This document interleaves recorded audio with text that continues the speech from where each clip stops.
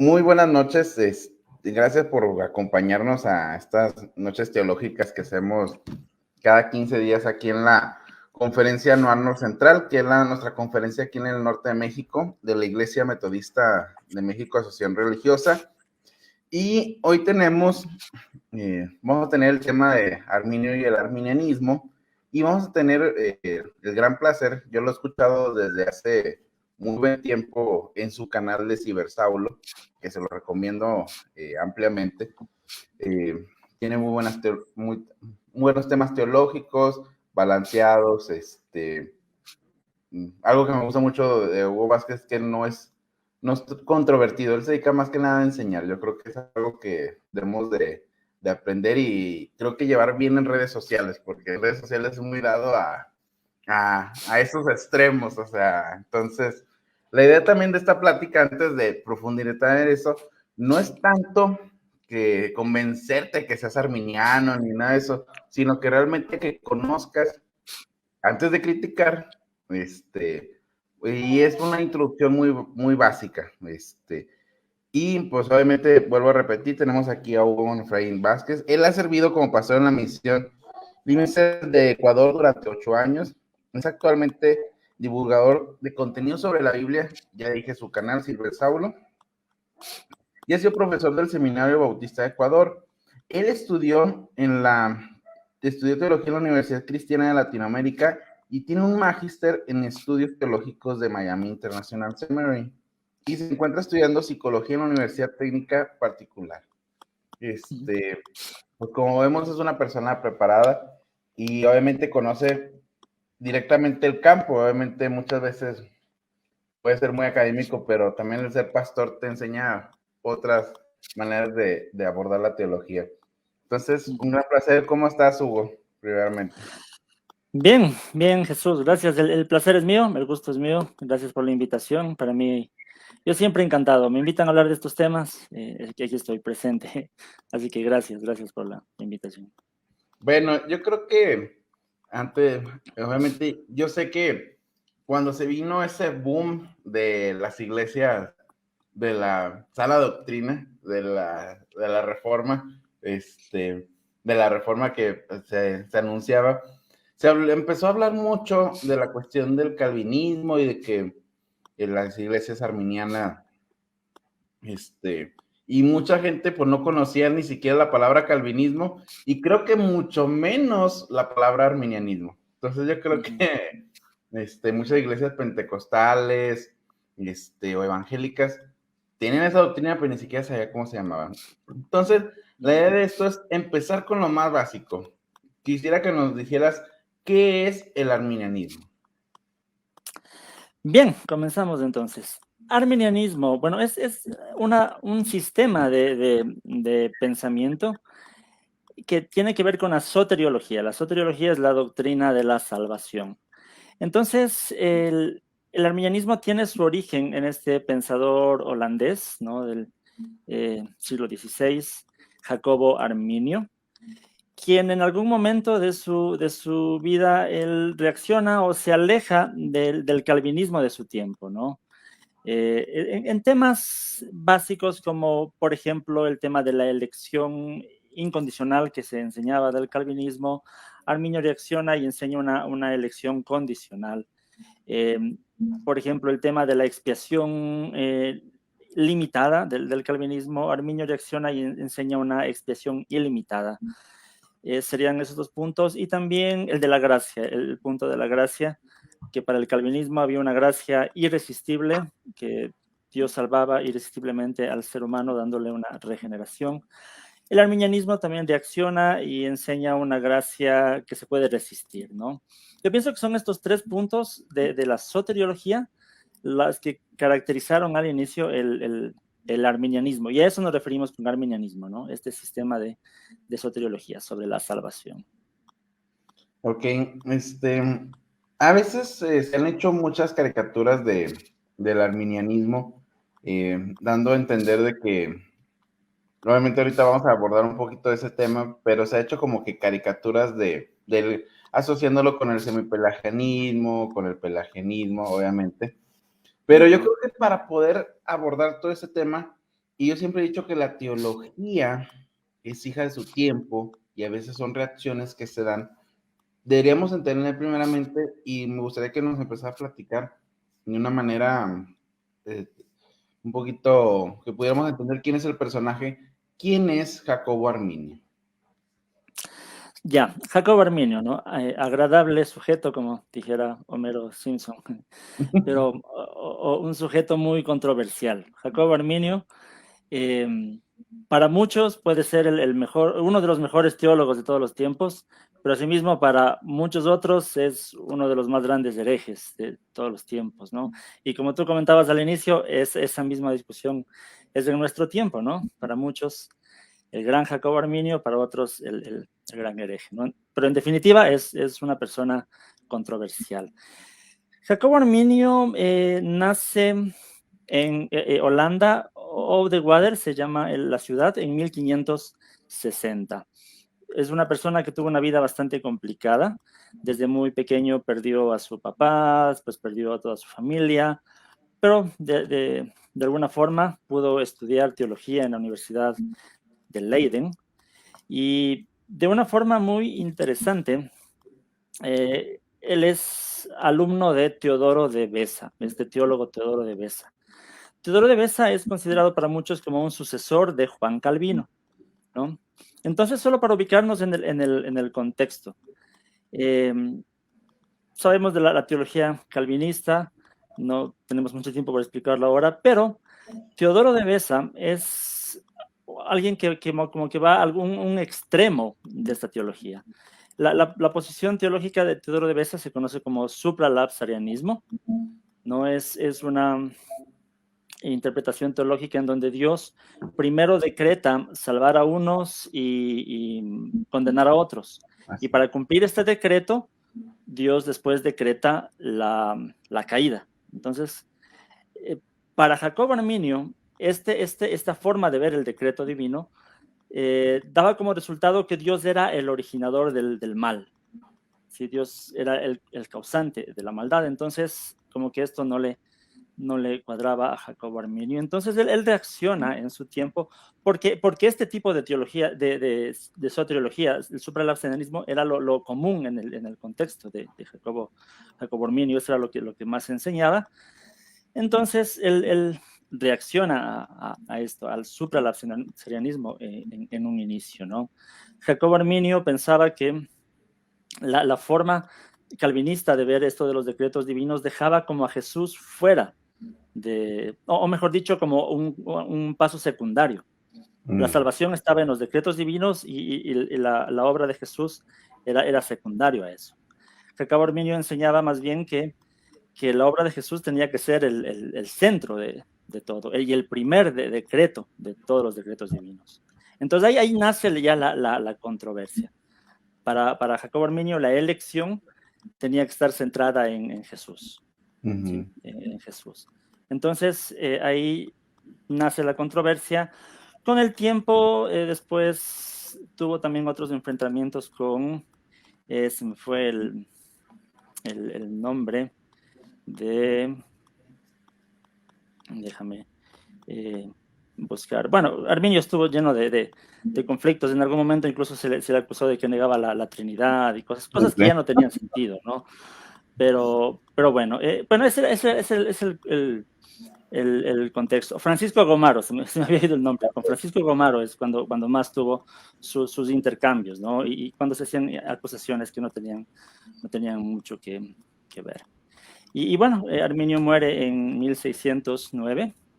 Esto es un año antes de que sus seguidores, los que se conocen como los remonstrantes, de alguna forma sistematizaron más las creencias arminianas en estos famosos cinco artículos, que hoy se conoce como los 5 puntos del arminianismo, ¿no? Pero fueron sistematizados después de la muerte de Jacobo Arminio. Y solo por comentar lo que tú mencionabas, que sí se le compara a veces al arminianismo con el pelagianismo, el semipelagianismo, pero al estudiar sus obras o estudiar estos escritos de los remonstrantes, se puede probar fácilmente que no era así, ¿no? Arminio creía en una depravación de la naturaleza humana, en la necesidad de la gracia que da el primer paso, y cosas por el estilo, ¿no? Tal vez de eso podemos hablar después. Pero eso solo es un poco el contexto de Jacobo Arminio, quién era él y cómo nace su teología, ¿no? Sí, de hecho es bastante interesante y obviamente aquí en Teología para Vivir, a ver si me regalan el libro. Acaban de publicar un libro de Jacobo Arminio traducido al español, porque realmente tenemos poca obra de Arminio en español. Tenemos la Declaración de Sentimientos, creo. Sí. Uh-huh. Y disputas públicas, claro. Así es. Entonces, y quiero decir algo, o sea, realmente Jacobo Arminio es un teólogo difícil de leer, ¿eh? O sea, si lo aborda alguien que no sabe nada de teología, la verdad es que va a batallar para poderlo leer. Obviamente tenemos que entender que es un teólogo todavía de la escolástica. Ese también es un punto que debemos de entender. Entonces, mucha de teología está impregnada de muchos sistemas filosóficos, por lo cual su lenguaje es a veces complejo para alguien que no... Uh-huh. Obviamente también tenemos que entender el contexto en el cual se está desarrollando. Y otro punto interesante, digo, yo una vez la leí en inglés, y a veces las consulto, es que muchas de sus obras que conocemos son cartas privadas, o sea, son debates, no son debates públicos. De hecho, Declaración de Sentimientos es su libro en el cual expresa, o creo, la mayoría declaran que es su libro más importante, y los otros son como debates un poquito más chicos. Obviamente, ahorita agregando un poquito lo que tú dijiste, o sea, Calvino, o sea, hace un sistema, Besa todavía lo lleva un poquito más adelante, y Arminio nace de esa escuela, o sea, de hecho, él se consideraba un reformado, o sea, eso aunque mucha gente que ahorita va a decir que no son reformados, porque no quieren, pero Jacobo Arminio se creía, o sea, se sostenía él mismo como reformado, ¿verdad? Sí. Y es un hombre que obviamente hay una obra de la Casa del Nazareno que se llama de Jacobo Arminio, su obra y su vida, donde desarrolla un poquito más sus expectativas. Y es una vida bastante interesante, muy corta. Realmente no sabemos qué hubiera pasado más adelante con Jacobo Arminio en su desarrollo, pero era un teólogo brillante. O sea, tenemos que decir que era un teólogo brillante. Claro, murió a los 49 años, ¿no? O sea, relativamente es joven. Uh-huh. Bueno, obviamente en aquel contexto ya era un poquito más grande. Pero ahora, ya que vimos un poquito que Jacobo Arminio estuvo lleno de controversias, quisiera, obviamente, vemos que mucho de lo que él declaraba no fue sistematizado, sino que, como tú bien dices, fue a partir de otras personas. Y ese arminianismo llegó, pues la mayoría por medio de John Wesley, digo, de ahí donde venimos los metodistas, y obviamente de los metodistas nacen mucho del espíritu pentecostal que hay, por eso la mayoría de las iglesias tienen mucho de ese tipo de soteriología. Ahora, coméntanos, así como el calvinismo tiene, tú acabas de mencionar, supralateralismo y infra, también el arminianismo no es un sistema que esté unificado en un solo, sino que hay varios tipos de arminianismo. ¿Nos podrías hablar un poquito de ello? Ya, creo que actualmente podríamos hablar en general de dos vertientes del arminianismo, ¿no? Tenemos el arminianismo clásico, y que algunos lo llaman reformado también, lo que comentamos, lo que nace de Jacobo Arminio, de los demonstrantes. Y tenemos también lo que nace, creo que un siglo después con John Wesley, ¿no? Lo que tú acabas de mencionar, es otro arminianismo. Si bien es cierto, hay un corazón, una base en común, pero de alguna forma, es que lo interesante, creo yo, es que John Wesley, aunque él se llamaba arminiano y tenía el diario El Arminiano, pero creo que él llega a sus conclusiones no necesariamente por influencia directa de Arminio. conocía las obras de Arminio, pero tuvo también otras influencias y es como que por otro lado él llega también, pero llega a casi las mismas conclusiones, ¿no? En Wesley está mucho influencia de los padres de la Iglesia de Oriente, por Así. ejemplo, ¿no? Y por eso es que hoy alguien me decía esto alguna vez, que uno de los grandes problemas es que cuando se lee a Wesley, mucha gente lo lee con los ojos reformados o con la teología clásica, ¿no? Y es uno de los peores errores. Wesley está por otro lado, ¿no? Pero de alguna forma llegan a un corazón, a conclusiones en común, pero hay ciertos énfasis bastante diversos en el arminianismo wesleyano que en el arminianismo clásico. Podríamos hablar de esas dos vertientes en general, aunque dentro de cada una, como tú sabes, también hay sus debates internos, obviamente, ¿no? Pero en general podríamos hablar de estas dos vertientes del arminianismo, ¿no?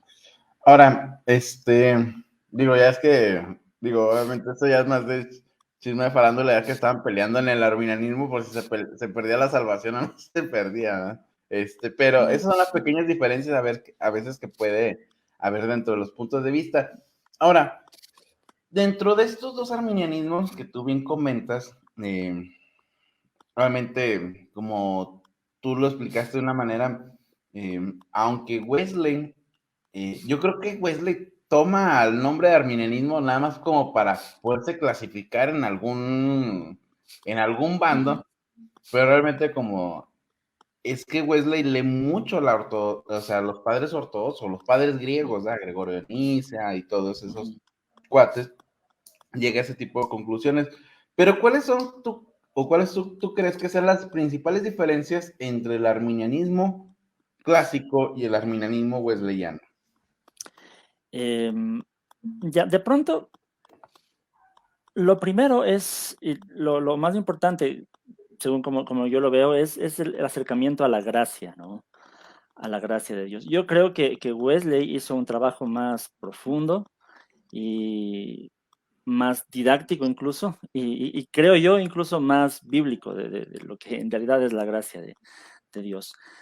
De pronto Arminio, con toda su tradición reformada, hay cierto concepto de la gracia más como algo ontológico, un cierto poder que actúa en las personas. Wesley, en cambio, mira la gracia ya de una forma más general, manifestada desde la iluminación que tiene todo ser humano, como Pablo habla en Romanos 1, por ejemplo, que lo oculto de Dios, lo desconocido, se da a conocer en la creación, en la revelación general. En Romanos 2 habla de la ley escrita en el corazón. Para Wesley eso ya era la gracia, ¿no? Esa es la gracia preveniente. Dios de alguna forma ya iluminando la mente, iluminando el corazón de toda la humanidad. Para mí esa es la gran diferencia, porque en Wesley ya Dios está preparando a la humanidad desde ahí, desde la primera iluminación que tengan de Dios. En el arminianismo clásico, ¿no? Y para Jacobo Arminio, en cambio, esta gracia preveniente es algo que se manifiesta solamente en la predicación de la palabra de Dios. Solo el que escucha la palabra de Dios tiene acceso a esta gracia preveniente. O sea, potencialmente es un alcance universal también, pero está dado solamente porque todos pueden escuchar en algún momento la palabra, pero solamente el que escucha el mensaje del Evangelio tiene acceso a esta gracia preveniente. Entonces en Wesley esto es un poco más amplio, ¿no? Dios ya está preparando a los seres humanos desde a todos en general y llevándolos. Y Wesley va sistematizando un poco más todo este proceso de la gracia preveniente, después la gracia convincente, ¿no? El Espíritu de Dios ya convenciendo al ser humano de su pecado, la gracia justificante que tiene ya que ver con el hecho de la justificación. Ahí hay también una bastante discusión teológica sobre la justificación en Wesley. Y no se diga en el tema de la gracia santificante, ¿no? También es lleno de debates internos, pero en definitiva es más amplio el desarrollo que hace la gracia Wesley. Yo pensaría que es una de las principales diferencias. También, precisamente el tema de la apostasía que tú comentaste, que aunque en el arminianismo clásico hay un debate interno también, y es tolerada la posición tanto de los que creen en la perseverancia condicional como los que creen en la perseverancia incondicional. Es tolerado porque Arminio en realidad no se definió o no fue claro en su posición, ni los demonstrantes. Entonces, pero quienes creen que en la pérdida de la salvación, digámoslo así, creen que es una apostasía irreversible, ¿no? Quien cae ya no tiene más perdón o salvación. En el arminianismo wesleyano no es así, es más como un proceso de alejamiento y el momento, pero sigue estando la gracia que en algún momento podría restaurar a la persona que haya caído, ¿no? Entonces, no sé, tal vez esas son algunas diferencias que podemos mencionar entre el arminianismo wesleyano y el arminianismo clásico, ¿no? Sí, yo creo que en cierta manera también es por las influencias de cada teólogo, ¿verdad? Obviamente Wesley, obviamente no quiero perderme a abordar aquí, o sea, Wesley vive en un avivamiento en el cual empiezan a investigar sobre los padres de la iglesia, y hemos de tomar en cuenta que el anglicanismo es un sistema que ellos mismos se llaman vía media, pero bueno, o sea, entonces cada influencia es totalmente, por eso, aunque llegan a conclusiones parecidas, esos matices pequeños dan diferencias un poquito más grandes, ¿no? Claro. Ahora, ya hemos visto un poquito de las características. Voy a ver algunas preguntas, ojalá nos pudieras ayudar. También me hicieron unas preguntas a mí, ahorita la voy a contestar. Nos pregunta Eric Morales, un buen chavo. ¿Cuáles son las causas de la pérdida de la salvación tan en el arminianismo reformado como en el wesleyano? Claro, sí, como comentamos, ¿no? La apostasía en el arminianismo clásico tiene que ver con ya un negar la fe, ¿no? Y esto es, como habíamos dicho, es irreversible. En el arminianismo wesleyano sería más bien como un proceso, tal vez, ¿no? Claro, se puede negar la fe, pero también es un proceso por causa del pecado, una persona puede irse enfriando, ¿no? Y alejando, hasta que llega un punto en donde se niega totalmente a Cristo, que es el Salvador. Y esto hay que comprenderlo muy bien porque de pronto ahí está también uno de los hombres de paja que comentamos al inicio, de las acusaciones que a veces se hace de que, eres arminiano, de pronto un meme por ahí, ¿no? ¿Qué se siente? Que pecas, pierdes la salvación, te arrepientes y recuperas la salvación. Entonces eso es precisamente un hombre de paja, eso no enseña el arminianismo. La salvación es por fe, ¿no? Y se mantiene por fe, no quiere decir que alguien pecó y pierde la salvación, no es así. Es más bien un proceso gradual en donde se llega a negar la fe, en el arminianismo wesleyano más que todo, ¿no? Sí, obviamente tenemos que considerar que, o sea, es que el término, o sea, como tú bien lo estás utilizando, porque muchos les dicen perder la salvación, o sea, la salvación nosotros no la ganamos porque Cristo es el que la hizo, o sea, es apostasía, o sea, es negar la fe, o sea, ese es el término, porque muchos, perdí la salvación o gané la salvación, o sea, también es un meme que se utiliza mucho sobre el arminianismo. Ahora, pregunta acá el buen ministro, casi reverendo, casi papa de los pentecostales, Chacón, Manuel. dice, debido a que la mayoría de los evangélicos se consideran arminianos, ¿piensan ustedes que el arminianismo popular tiene que ver con sus influencias arminianas o no se parecen? Está un poco rara, ¿no? La pregunta. Sí, no sé. Tal vez tiene que ver que muchas personas se consideran arminianas sin conocer el También, arminianismo, tal vez.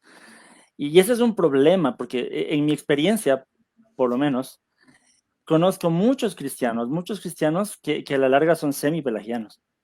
sí, Se dicen arminianos, pero no conocen el arminianismo. Y cuando se les pregunta, y todos tienen ese sentido, ¿no? Es que el ser humano puede responder, el ser humano tiene la libertad de creer en Jesús, y a la larga terminan siendo una especie de semi-plagianismo, ¿no? Entonces, eso es un problema, como tú comentabas al inicio, porque hay un desconocimiento, no se ha divulgado mucho la teología arminiana. y los pastores, predicadores que son arminianos a veces tampoco lo explican mucho y dejan a la gente con este sabor. Si no soy calvinista, que dicen que el ser humano no puede responder, entonces soy arminiano, entonces la consecuencia es que el arminiano sí puede que el ser humano sí puede responder a Dios sin la gracia. Entonces hay una conclusión que no es verdadera, ¿no? Pero no sé si iba por ahí la pregunta, no le escuché muy bien. Bueno, pregunta, pregunta Blau Mauler, aparte de Wesley, ¿qué otros teólogos han sido arminianos a lo largo de la historia? Yo puedo nomás contestar un poquito ahí o sea, aparte de Wesley, un monstruo teológico en el ámbito wesleyano es Thomas Oden. Lástima que mucha de su obra no ha sido traducida, pero tenemos una que es la Biblia de los Padres de la Iglesia, de Editorial Ciudad Nueva. Pero es un monstruo teológico. Otro, Salve Outlet, también es un monstruo teológico que tenemos, Roger Olson también, puedo decir esos tres. No sé si conozcas tú más. Claro, de pronto mencionar autores contemporáneos que son influyentes. Tú ya mencionaste uno, Roger Olson. Ahí está esta autora Mildred Banks Winkop.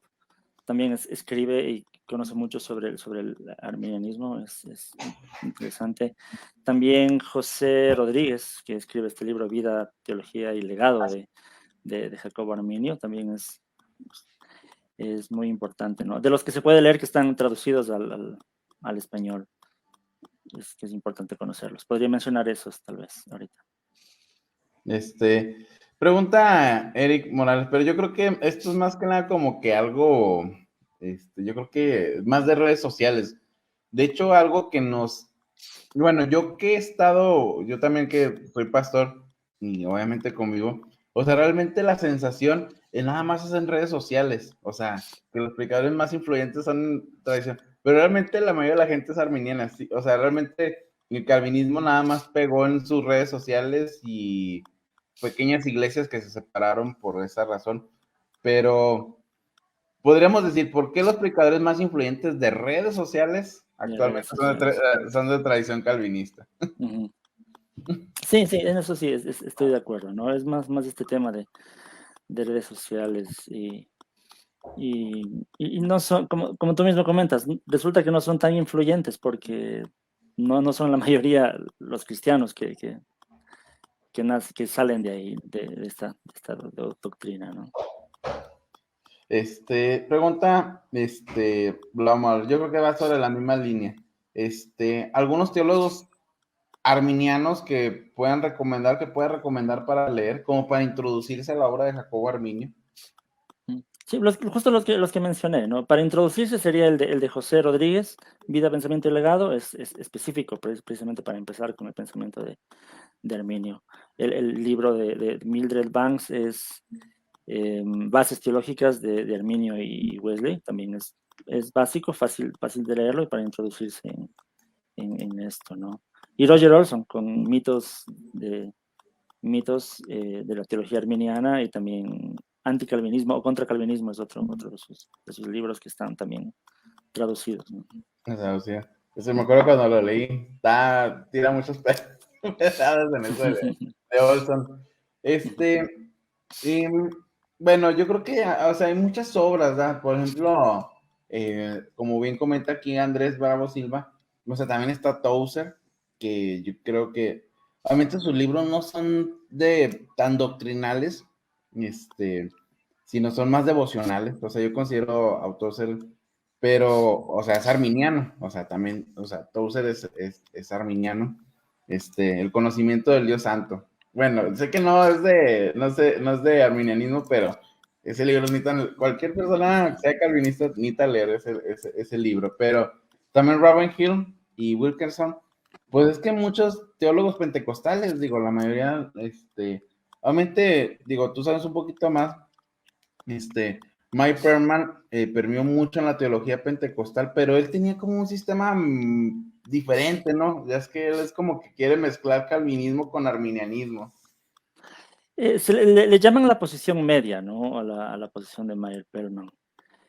Pero en realidad es muy complicado verlo como una posición media. Él es como que dice hay que coger los puntos positivos del uno y los puntos positivos del otro, pero a la larga son puntos contradictorios. O sea, hay cosas como que o es blanco o es negro. No, no, no.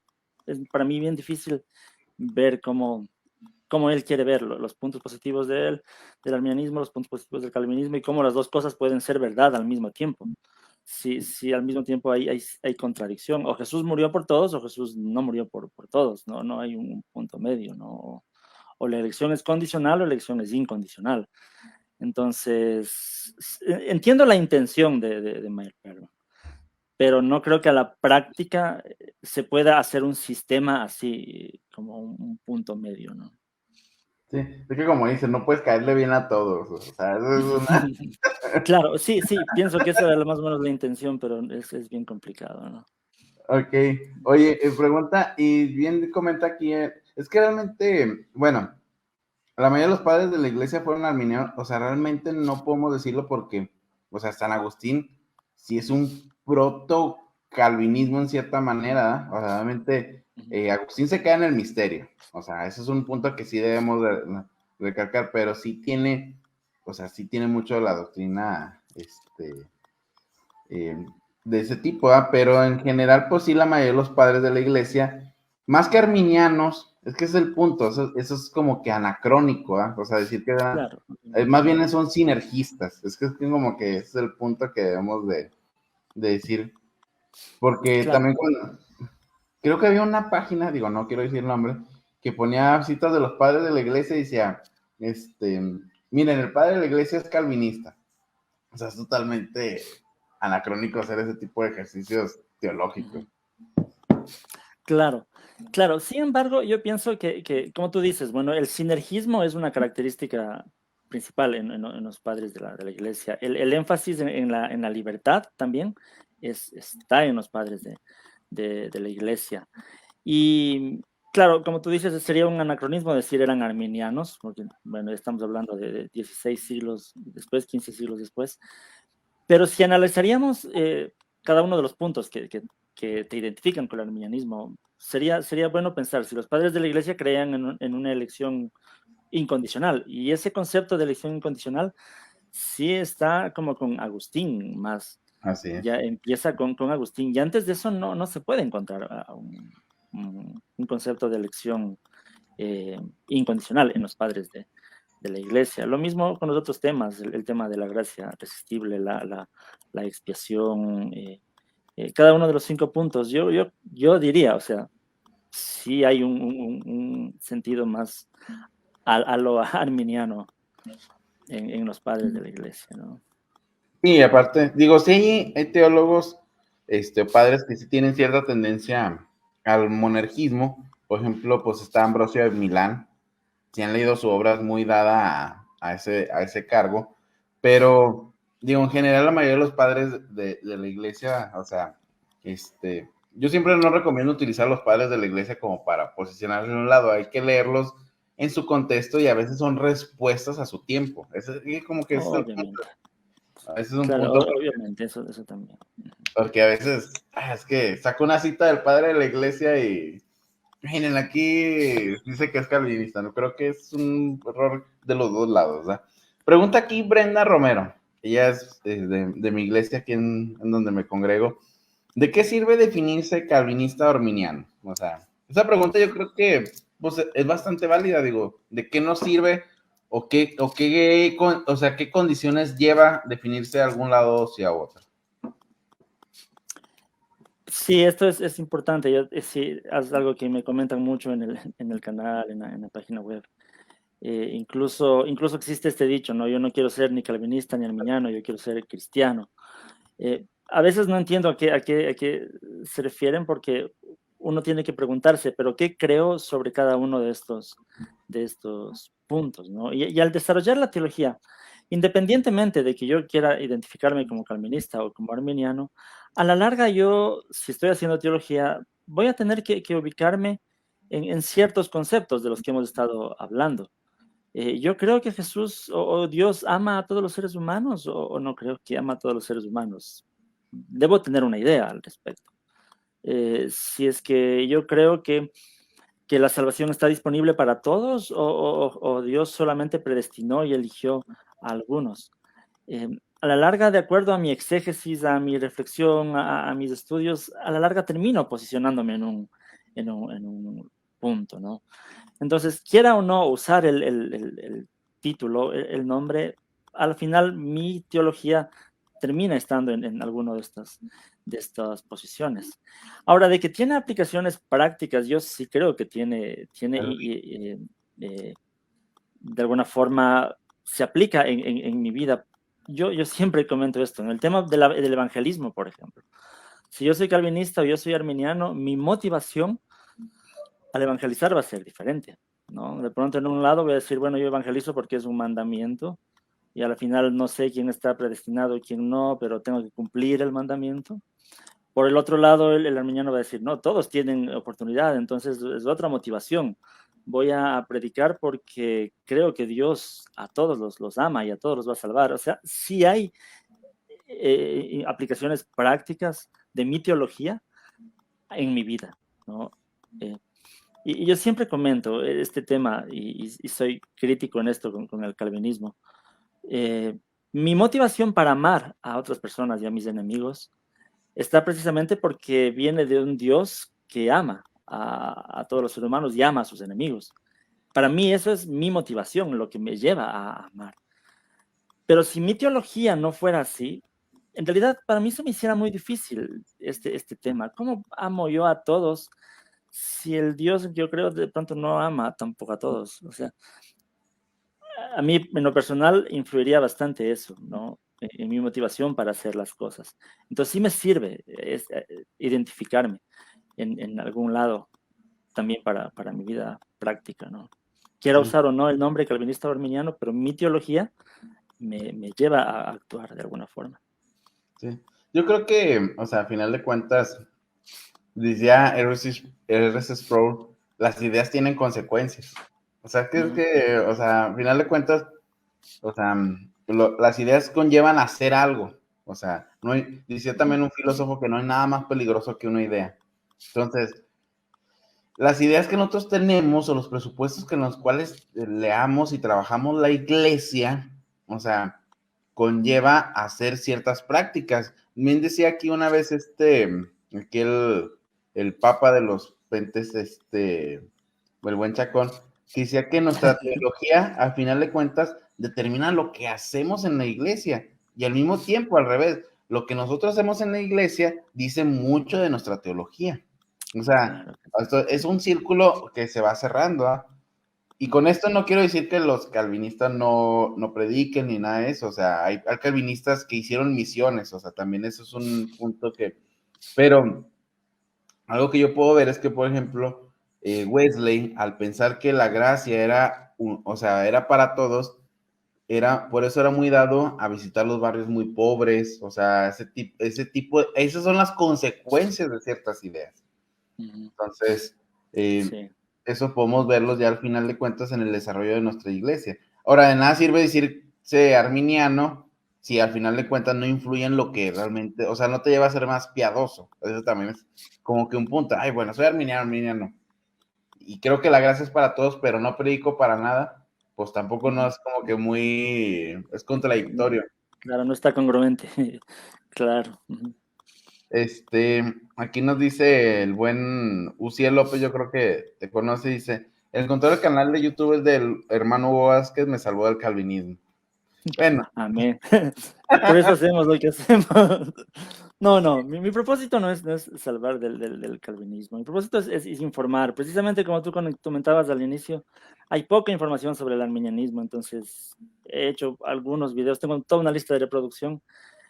A veces hago videos de respuesta y por eso muchos piensan que yo soy contra o anti ah, calvinismo, Pero más que todo son respuestas cuando predicadores famosos han hecho acusaciones equivocadas sobre el arminianismo. Entonces ahí hago un video de respuesta, más es para informar sobre esto antes que querer estar atacando el calvinismo. No, en realidad no es mi propósito, no me gusta mucho, pero sí quiero educar sobre estos temas. Y como comenté hace un momento, informar también sobre las aplicaciones prácticas, el sentido práctico que tiene la teología que yo tenga, ¿no?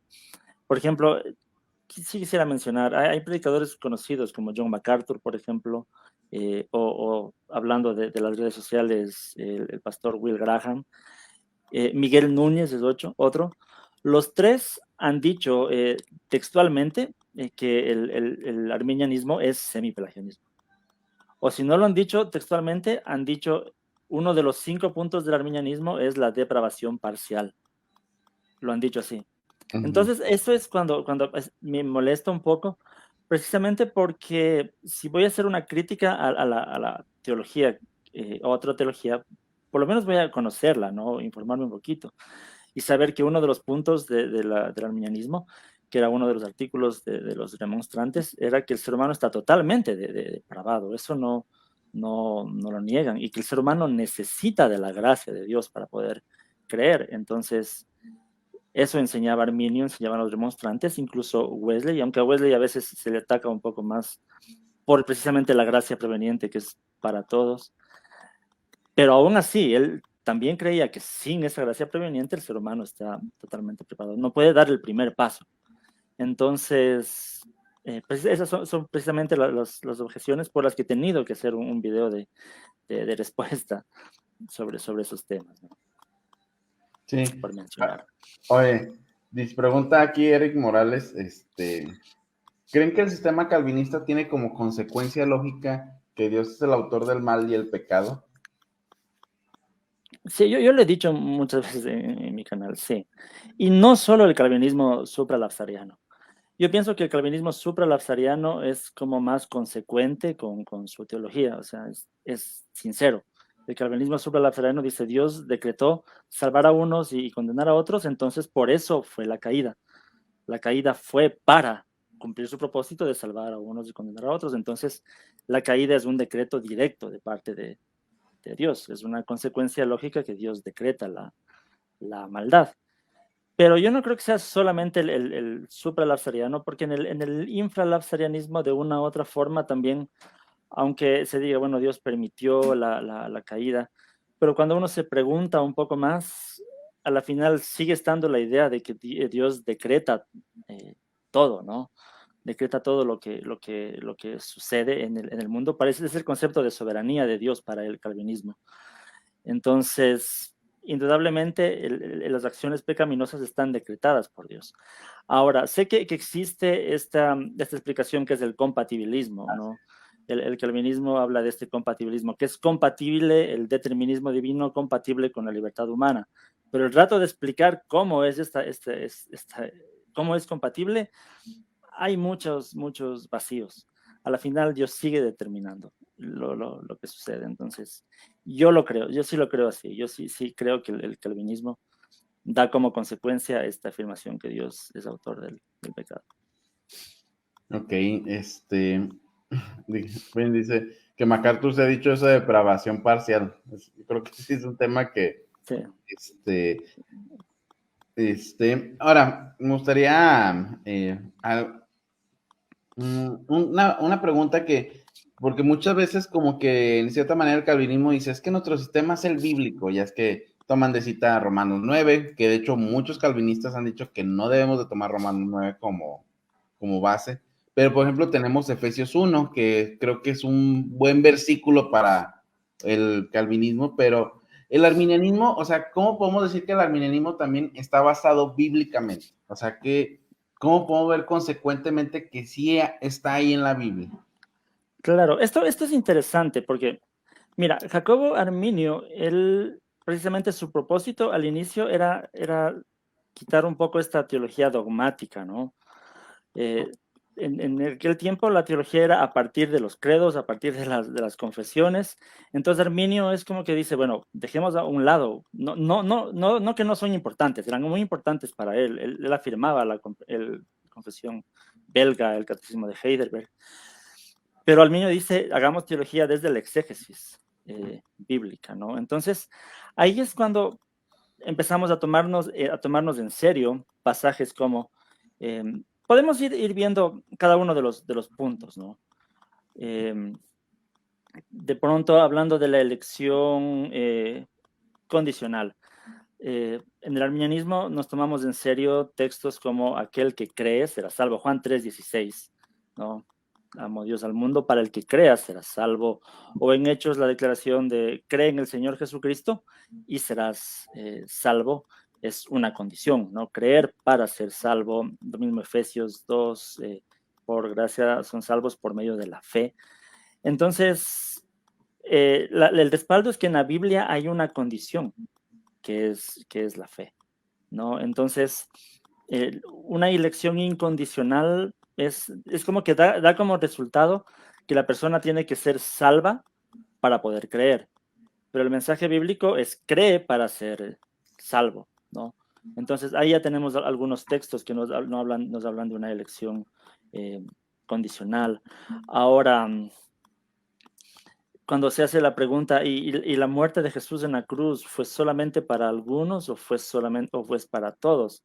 Entonces, nuevamente ahí el tema el arminianismo se toma en serio de que Dios amó al mundo.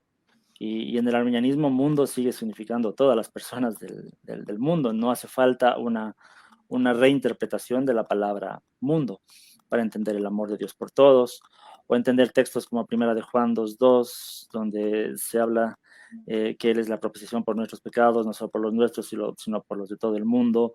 O en Primera de Pedro 3, donde se habla de que Dios tiene paciencia para con todos porque no quiere que nadie se pierda, sino que todos se arrepientan. Entonces, es como tomarse en serio estos pasajes para llegar a la conclusión de que así como Dios ama a todo el mundo, entonces se entregó por todo el mundo, sobre el tema de la expiación, sobre el tema de la gracia, de que el ser humano puede resistirse a la gracia. Yo personalmente me gusta citar este pasaje en Mateo 23, 37, cuando Jesús dice, Jerusalén, Jerusalén, cuántas veces quise tenerte entre mis brazos como la gallina tiene a los pollitos, pero tú no quisiste. Entonces ahí vemos la gracia de Dios. Jesús dice, yo quise tenerte, yo quería salvarte.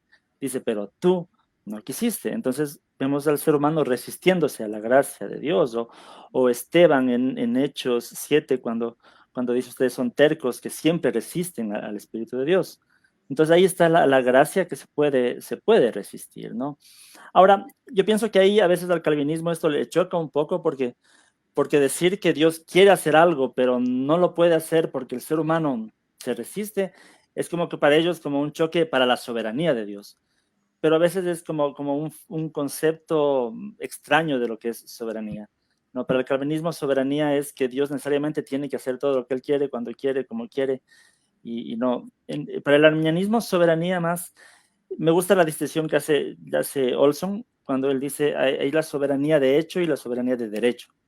Y el arminianismo ve, como en la Biblia, una soberanía de derecho, no tanto de un Dios que está obsesionado en que se haga todo lo que Él quiere, sino en un Dios que tiene el derecho sobre su creación, porque es Dios. Pero al mismo tiempo la creación tiene libertad de rechazar lo que Dios hace. Entonces, eso sobre el tema de la gracia, ¿no? Ahora, sobre el punto de la perseverancia condicional, como ya comentamos en el arminianismo clásico, no todos estarán de acuerdo, pero sí, en el arminianismo wesleyano, en cambio, sí es claro que el ser humano tiene que perseverar en la fe, ¿no? Y claro, hay muchos pasajes. Apocalipsis, en todos los discursos de Jesús a las iglesias, ¿no? Siempre es el que persevere, no borraré su nombre del libro de la vida, ¿no? O al que venciere, no quitaré la estrella, su candelero de su lugar. O sea, son promesas como condicionales también a la perseverancia. O Jesús en Juan 15, Yo soy la vid, ustedes las ramas, perseveren, permanezcan, eso se repite mucho. Hebreos, ni se diga, la epístola de los Hebreos. Y qué sé yo, a mí me gusta el pasaje de Romanos 11, cuando Pablo habla del olivo natural y las ramas que eran silvestres, pero fueron injertados, y después Pablo hace la advertencia, pero no pienses que si Dios no tuvo miramientos con las originales, si tú no permaneces, también serás cortado. Entonces, bueno, eso sería básicamente hablar de textos por cada uno de los puntos que uno puede poner como base de lo que se enseña en el arminianismo, ¿no? Sí. Pregunta Eric Morales. Yo nomás quería, no, antes de que des una respuesta, a lo mejor vas a dar la misma que yo. Dice que si el calvinismo debería ser catalogado como herejía. No, ese es un punto, porque las herejías son acerca del tema cristológico. Ese es un punto que, o sea, un hereje es alguien que es sobre temas cristológicos, o sea, dentro de los mismos Y, concilios. mm, y más que todo, porque esta afirmación de que el calvinismo hace que Dios decrete el pecado, a veces es como una consecuencia lógica de todo el sistema de pensamiento, pero un calvinista no lo va a afirmar así. Y eso es lo que yo veo a veces el problema, porque una cosa es que el calvinista diga, por ejemplo, ¿no? La confesión de fe de Westminster dice en uno de sus puntos, Dios ha preordenado y ha decretado todo lo que sucede sin ser autor del pecado. Entonces, el compatibilismo dice, sí, Dios decreta todo, pero Él no es autor del pecado. Y está bien, o sea, es su confesión. El tema es, ¿cuál es a dónde me lleva al final la teología? Y ahí es cuando yo pienso que la mayoría de calvinistas no quieren ir a las últimas consecuencias de su teología, en donde sí se afirmaría eso. Entonces, por eso no creo que sea una herejía, porque siempre van a tratar de dar una explicación de por qué Dios no es el autor del pecado. Pero, como yo digo, el tema es la consecuencia, las consecuencias últimas. Y es ahí a donde no querían llegar. Yo pienso que cuando pienso en la teología de Agustín de Hipona también a veces es muy ambiguo en este tema, porque es como que no quería llegar hasta las consecuencias últimas y lógicas de su pensamiento. Incluso Calvino mismo. Calvino mismo en algunos puntos dice, y esto es un misterio, dice, que Dios decrete la maldad y que el ser humano sea culpable, a la final es un misterio. Y prefiere como quedarse en el misterio, en lugar de seguir la línea de pensamiento hasta las consecuencias últimas, como lo hace el supralapsarianismo y algunos lo afirman radicalmente, ¿no? Sí. Bueno, o sea, volviendo al punto un poquito ahí de Eric, y nada más como tema histórico, o sea, la cuestión o sea, de herejes es sobre el concepto de Dios, no sobre conceptos soteriológicos, o sea, entonces siempre, o sea, por ejemplo, un hereje es alguien que negara la divinidad de Jesucristo. Ese es un hereje, o sea, no alguien que sea molinista, o sea, eso ya es o sea, es un tema ya más periférico. Todo aquello que toca Sí. el núcleo de la fe, eso sí es una herejía. Entonces, pues el tema está amplio, o sea, realmente, ya vamos a llegar a la hora. Gracias a toda la gente que se conectó. Si tienen alguna última pregunta, pueden ponerla aquí. Y algo que quisieras agregar, Hugo, acerca del arminianismo, ¿qué nos podrías recomendar para abordar el tema? ¿Cómo leerlo? O también a la gente que es de otra posición soteriológica, ¿qué podría recomendarle que leyera también? Hasta para criticarnos. Yo creo que hasta para criticarnos, podernos criticar con base fundamentada. Sí, sí, bueno, como tú comentabas, mi motivación es que estudiemos la teología, estudiemos los puntos de vista. Lo que tú dices es la verdad, hay que conocer hasta para criticarlo, ¿no? Y no levantar estos hombres de paja. Pero sobre todo, yo pienso así. A mí me preocupa mucho esta situación, que hay mucha controversia, a veces pública, y que a veces no es ni siquiera de buen testimonio, ¿no? Cuando la gente ve que estamos ahí discutiendo entre nosotros, la gente que no es cristiana. Me preocupa mucho esta situación. Entonces, yo siempre pienso que cuando argumentemos, que sea conociendo, que sea con la razón, pero también que no descuidemos el tema del amor, ¿no? Porque más allá de estar en contra de ciertos argumentos, no debemos estar en contra de la persona. A veces yo pienso cuando el apóstol Pablo decía, no sé si es en Corintios que dice, y derribando argumentos. Toda Yo digo, nosotros